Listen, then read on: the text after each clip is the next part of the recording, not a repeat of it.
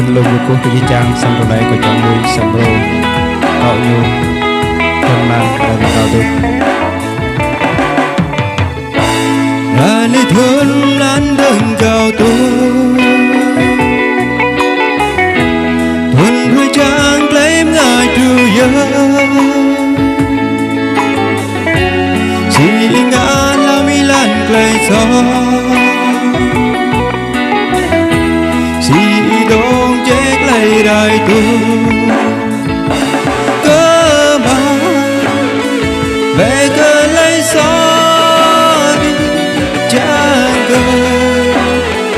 vì thâu bu khoa yang cơ nào về cơ Giêsu đi chẳng cơ vì đời bu buồn chẳng qua yang Giêsu kiếm trùn riêng đâm y lo ngác lấy gió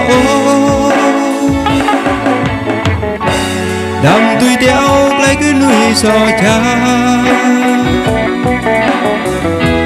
dùng tương lai ý làm nào vui cơ mà về cơ lấy gió đi chẳng cơ vì tao bu khoa ya cơ nào về cơ Giêsu vì đời bu buồn chẳng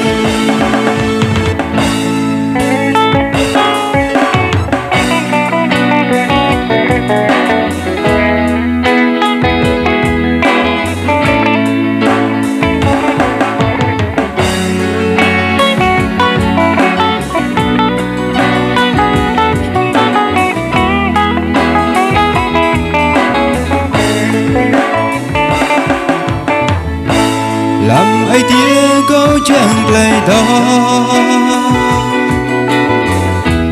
vì ta ai tiếng câu lại ngã qua yang Giêsu đô kiam câu ở ai tiếng bố run càng câu cơ mà về cơ lấy gió vì tao bu khoa yang cơ nào về cơ Giêsu đi chẳng cơ vì tôi bu buồn cơ mà về cơ lấy gió đi chẳng cơ vì tao bu khoa cơ nào về cơ Giêsu đi chẳng cơ vì đời bu buồn chẳng